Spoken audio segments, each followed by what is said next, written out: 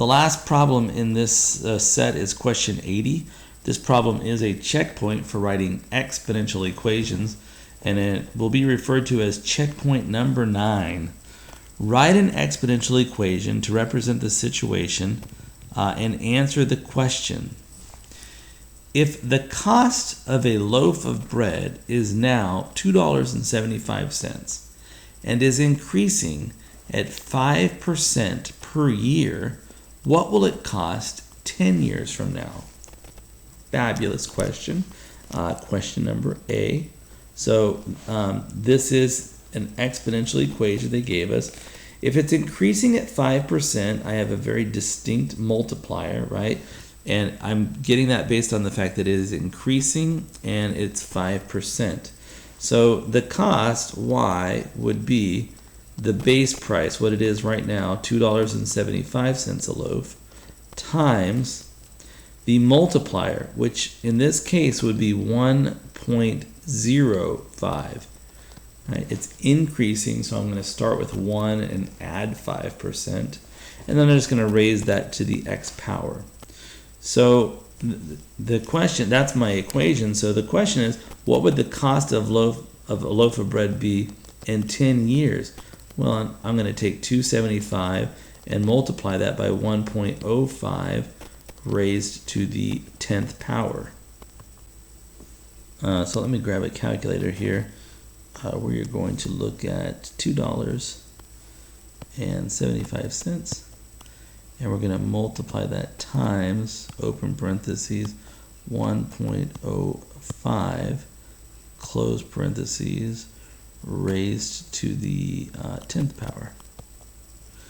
I get that the cost of a loaf of bread should be $4.48 if I'm rounding appropriately, $4.48. So I believe that y would equal $4.48.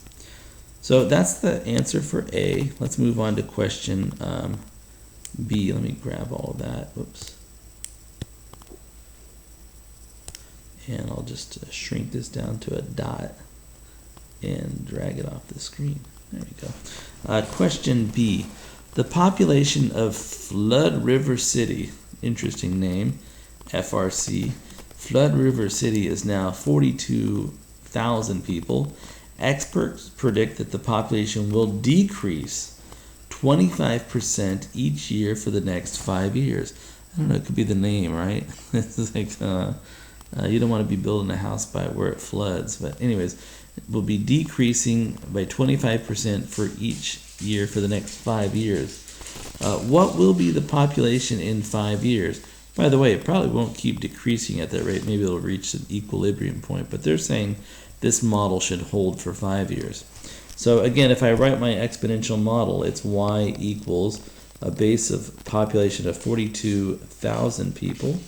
And in this case, because we're decreasing by 25%, my multiplier is going to be 1 minus 0.25. Right up here it was 1 plus 0.05 because I was increasing. Now I'm decreasing. So this is equivalent to 0.75.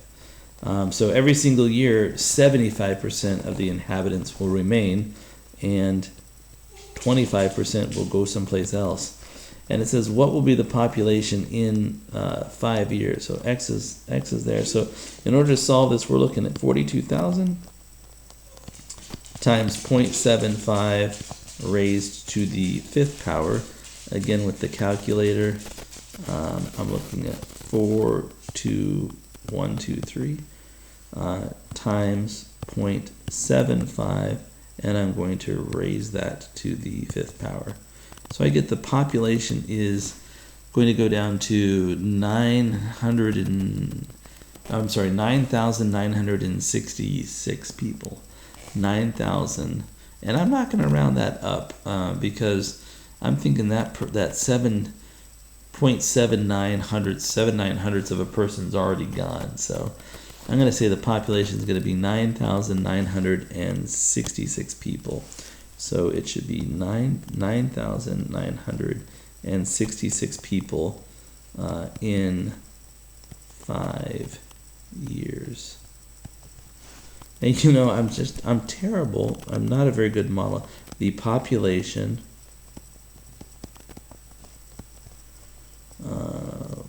should be, okay, right there. Okay, and then next, C.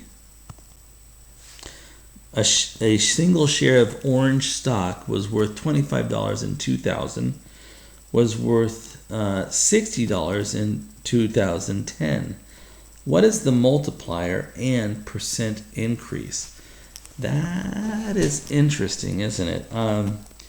So let's think about this. We've got a couple data points here. So let's look at a table.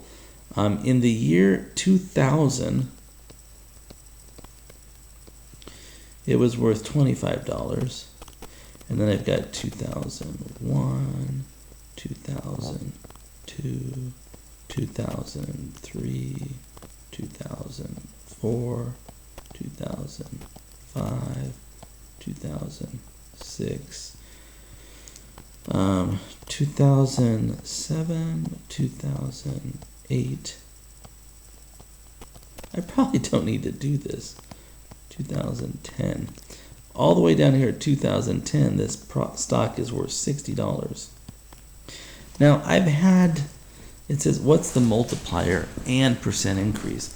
So I've taken this number 25 and I've multiplied it 1, 2, 3, 4, 5, 6, 7, 8, 9, 10. I've multiplied this number 25 times some number, we usually use B, some number 10 times. So there's been 10 of those B's.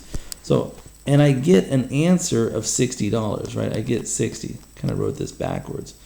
So in other words, I'm just using this exponential, this power notation, right? But it's literally, I've taken 25 and I've multiplied it by all these B's, right? Forget it. I'm not writing them all out. But I've multiplied by B 10 times and I get a value of 60. What I need to do here is figure out what is this multiplier. I need to figure out what B is. And I think we can handle this, right? B to the 10th power is going to equal 60 divided by 25. I'm just dividing both sides of that by 25.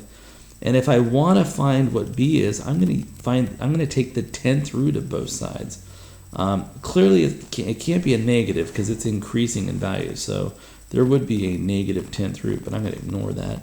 I'm going to take the 10th root of both sides. If I take the 10th root of this side and the 10th root of this side, right, I will get what B is, and it's going to be the 10th root of 60 divided by 25. So let's see if we can figure out what this multiplier is. Let's pull the calculator back up here. And we're going to go ahead and we'll turn it back on, and I'll clear this screen. We're going to look at 60 divided by 25. That's our value. And I need to take the 10th root of that. So let me hit math. And I can see right here, option number 5 is a variable root. Ooh, but I think I have to hit the number first. So how this works is I'm going to say 10, as in the 10th root, and then math. I'm going to go down to the 10th root function there.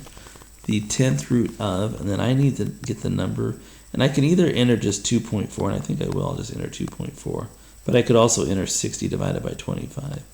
So the 10th root of 2.4 is 1.091.